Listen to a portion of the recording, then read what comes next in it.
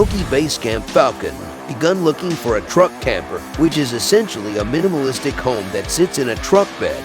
A large portion of the truck campers I saw seemed as though they were last refreshed in 1975 and made for grandparents on visits. Furthermore, that wasn't in accordance with my mountain biker, backwoods skier stylish.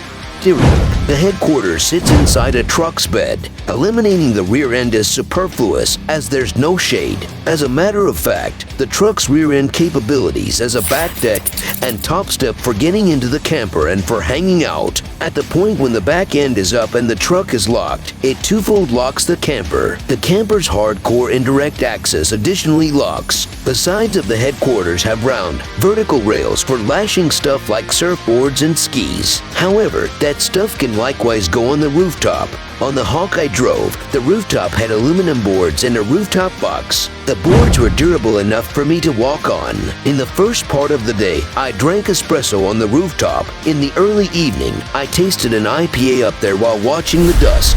The strong sun-oriented exhibit is mounted far removed on a calculated front rooftop board, so I wasn't stressed I'd harm the boards with my relaxing interior. Step onto the truck back end to enter the bird of prey through its metal individual entryway, and you're in the headquarters mudroom. It has a channel in the rubber-treated floor for simple cleaning. A French shower let me shower inside or remaining on the back end. What's more, LOKI furnished me with an indoor shower fenced-in area.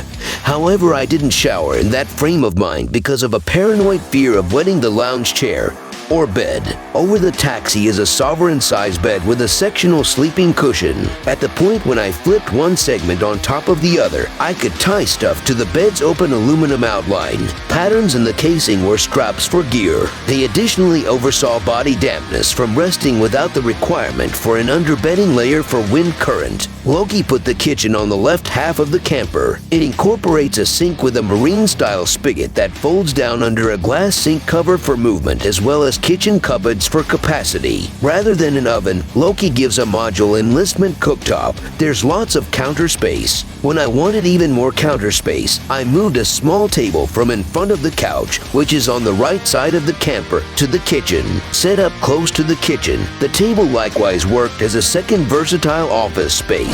The drive. I tested the LOKI Basecamp FALCON on a lifted 2021 Ford F350 with an 8-feet bed.